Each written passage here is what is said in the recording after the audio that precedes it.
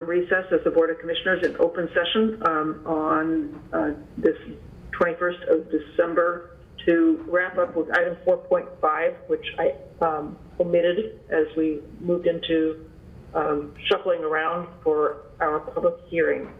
So with no further ado, Nick Kurth, please update on JSIP. Thank you, Commissioner and Commissioners, County Administrator. This really sets the stage for our executive session today as well, but pertains to the program as a whole. I'm going to keep reviewing our program and decision timelines frequently, and that's what I want to focus on right now. So beginning with our just overall program timeline, you can see that there's a whole lot of things that need to happen in January in addition to a suburban site decision, and many of these things are interrelated. We'll be issuing the RFP for the marketing strategist. We need to have preliminary discussions on courthouse site location. Would like to finalize the Lumen LOI, and also we'll be engaging on our new courthouse funding agreement with OJD. And then very quickly after that, and then in the background, we'll be working on an RFP for architectural design, which we're going to be moving into design phase. We need to get that out on the streets. Could be a very substantial RFP, depending on how we scope it. In other words, it may pertain to more than just the new courthouse, depending on discussions that we'll be having. When I say we, I mean collectively as a group. And we have hiring going on as well, not just, of course, the communications coordinator for JSIP, but certainly a supporting PIO. All plays into our success relative to this program. I'm not going to read through all of them, but you can see things kind of stack up pretty quickly. And frankly, we kind of need to stay on a cadence and hit our milestones if we aren't going to jeopardize something. As I look ahead, the most likely thing that would end up being jeopardized is the timing or the duration of public engagement number 2. And so that's probably the piece that would get impacted if things start to slip. We fall behind in any number of ways, not just on site decisions. So with that, I'd like to take a look at January, which will be here in a couple of weeks, 10 days. I'd mentioned that it is going to be very helpful for a number of decisions that we're facing to at least have a preliminary discussion on new courthouse siting. I think we can push off a formal decision for several months, but based on recent discovery and kind of, based on recent discovery more than anything, but also relative to our site decision, it's going to be important to have some understanding of which way we're leaning on the proposed new courthouse, whether downtown or one of the suburban sites. We're going to have a couple of opportunities after the new year, effectively to meet with a representative from McFadden Ranch LLC to continue advancing our negotiations. But as the schedule shows, maybe no more than 2 opportunities followed by executive sessions with you. Before we reach a point around the 18th of January where it's really time to start engaging publicly in a preliminary site decision. Again, this is a proposal and we're here to talk about it today, but I'm of the opinion that we're going to want to have more than just one meeting where we talk and make a decision. And so that lends itself to the 18th and the 25th with a final decision on the 25th. And then there are some, administrative activities that need to happen by the 31st effectively, if we're going to stay on target. I do want to point out that based on the schedule, the additional appraisals that we have contracted for probably will not come in time to inform a site decision. So that's kind of a disconnect or an incongruity. I don't know if it's possible that we'll have at least one of those appraisals by the 25th, but I don't have any information to say that that's the case right now. Finally, I do want to point out that relative to our negotiations with McFadden Ranch LLC, effectively we've been using an LOI as a vehicle. But I do want to point out that McFadden Ranch LLC is a little bit different property owner than I would say the property owner is on the west side in terms of, relationship to the community. And similarly, we used an LOI when we purchased the California building with Oregon State Credit Union, also kind of a different relationship. I'm saying this because, once we've agreed on an LOI, if you make a site decision relative to the proposed north site, we still have to enter into a PSA. And frankly, that while the hope is that the LOI portends to that PSA and transfers seamlessly, I think there's a possibility that may not happen immediately. That there may be still some, there's going to have to be two attorneys agreeing on the terms of the PSA, and that may not happen immediately. So please keep that in mind. Let me stop there and just answer any questions. Commissioners Wise, Malone.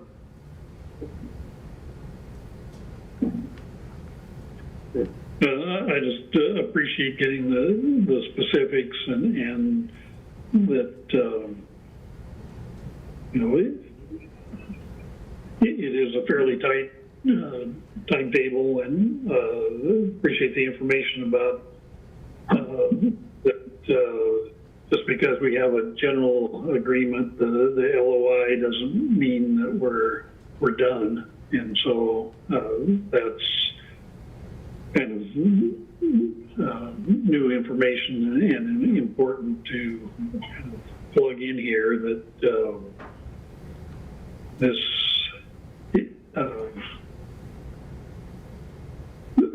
may not conclude as quickly as we would like. Yeah, I hope that's not the case, but I consider it a real risk, so that's why I'm mentioning it.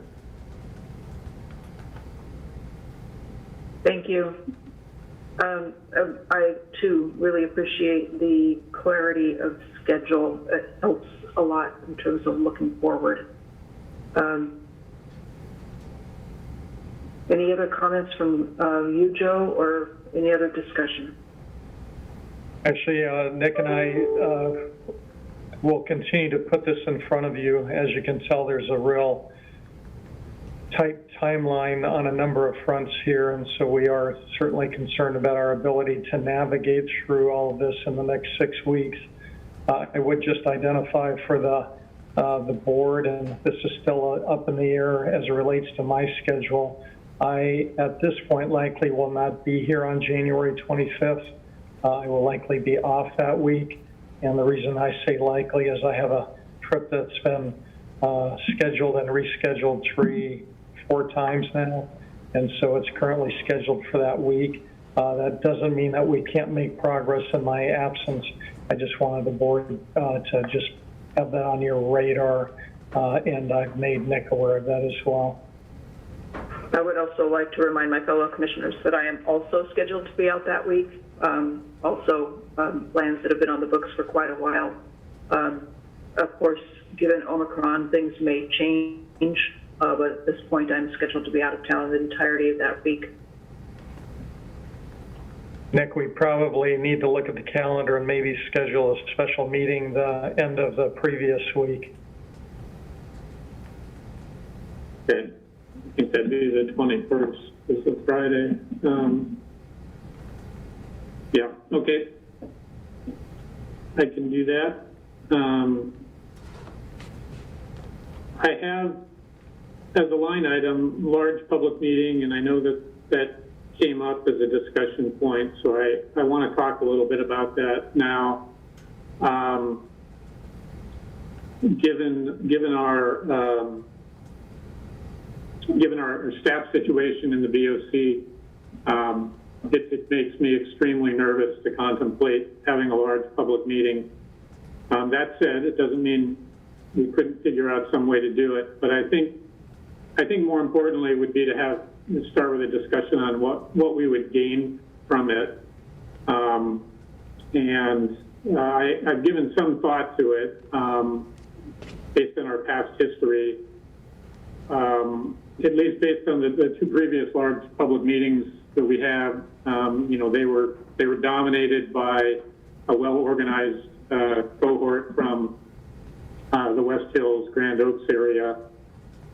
I wouldn't expect that to be any different. They were also attended well by South Corvallis residents. When we were contemplating the South side, I would probably expect not many of them to be there. I may be, if my view doesn't align with yours, so please, I invite you to share. But my fear is that it will be a repeat of the past, where West Corvallis will come out very strongly against the west site, the proposed west site, and we won't hear from really anybody new throughout the rest of the community. So I guess, I'd like to hear your thoughts on what we would gain from the meeting, what we would ask if we did have it, and then we can talk about whether it's even viable to entertain. Commissioners? Commissioner Wise? Thank you. Nick, I completely understand what you were saying about, maybe a large group of people coming over and coming into the meeting and dominating it. That is a possibility, but I think we still need to try, even knowing that could be an outcome, because if we just say, no, we're not going to get anything from it, then we know for sure we're not going to get anything from it. But if at least we try, then we can say, hey, we tried. And, people will get some sort of an opportunity. And I'll just say, too, these outreach events aren't necessarily just for us. It's not necessarily what we're going to get from people. That's a component to it, but another piece of it is what people get from us. And people, feel like they have the chance to learn. They feel like they have the chance to, give their feedback. So for those reasons, I would like to still try to have some sort of outreach public meeting. Commissioner Malone? Yeah, similar comments to Nancy's, but I guess maybe we can organize the meeting and limit it. We don't need 10 or 15 or 20 people saying essentially the same thing. So what is done at legislative meetings is they figure out how much time they have and see how many people are signed up, and you may only get 2 minutes or just and like I guess a couple of weeks ago we got the Ask Me folks and maybe forget half hour. It was 45 minutes, and then we had a 6.5 hour board meeting and discussing what we're discussing now at the very end of a 6.5 hour meeting, and that I would suggest reversing the order on something like that. If we know a very lengthy meeting is coming, can we do the executive session towards the beginning when we're fresher? And anyway, I would agree to, it's fine to have a public meeting, but let's see what else we have on our agenda and not pretend like we have unlimited amount of time. And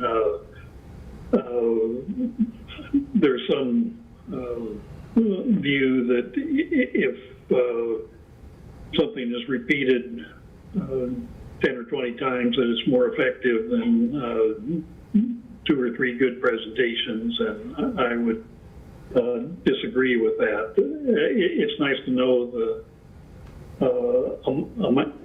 kind of number of people, but we really don't need to hear the same thing, especially that we've had public meetings before and have a pretty good idea of sentiment. Nick, would like to say that I hear what you're saying. I do agree that we need to have a clear idea of what we're asking people and whether we're presenting much that is new. And we certainly have a staff capacity issue at this point in time. And we could not pull off a meeting that was as polished as our first community and large meeting earlier this last summer, or even as polished as the second one, which did have some technical difficulties. So one of the things that I would suggest that we do, if we hold a special board meeting on the 21st to accommodate vacation travel, et cetera, and that if this item is the only item on the agenda, that we incorporate an ample time period at that meeting for folks to speak to us, and or we could provide an update as well. It's not ideal. During the day, people do have to work, but if it's a public meeting that is also broadcast on Facebook Live, we at least will have achieved much broader opportunity for public input into the process. So, Commissioner, just so that I understand you correctly, are you suggesting that we do both, or were you suggesting the input on the 21st as an alternative to the public meeting? I am suggesting the opportunity to provide input on the 21st as an alternative to a public meeting. That's helpful. It is a public meeting. It's just not a special purpose meeting just for community input. Okay. I will say, I'm supportive of doing whatever the board requests. I will say I think the availability of Julie Fisher and Cogito for a large public meeting is critical path. Without them, we simply don't have. I'll talk it over with Joe, but I'm not seeing the resources to pull off a large public meeting without Cogito's assistance. Joe and I are meeting today at 2, so we can talk more about this. And frankly, I have no knowledge at all of Genevieve's availability as well. So that's a discussion point. And we can look at. No, Nick. Yeah. Wanted to interject, recognizing that we certainly have staffing challenges without a doubt, and we'll try and figure out what we can do to bridge that gap. I agree with you that Cogito is key to this, and I think we'll have to bring some additional resources to the table, whether or not that's Genevieve and others that we could potentially use. But I do think we would be challenged to facilitate a meeting like we did back in September and October But I do think it is critical that there's a opportunity for us to communicate out the status of the project and allow the public to provide input. So I do think that we're going to have to take this step, and I think it's an important step. And for me, not so much as to what we're going to gain from hearing from the public at that point, but more so that we are trying to still actively engage and communicate with them. And so I think a status update at a minimum in mid-January would be appropriate. And of course, that will be driven by some of our upcoming decisions that are outlined here on your document. Okay. Sounds good. If there aren't any other questions, that concludes what I wanted to share publicly here. Okay, any other questions for Nick or Joe at this time on the schedule issues? Okay, hearing none, I will once again recess the public portion of our business meeting this morning, and we will now go move towards our executive session regarding property transactions under ORS 1926602E. So we will take a 5-minute break as John Harris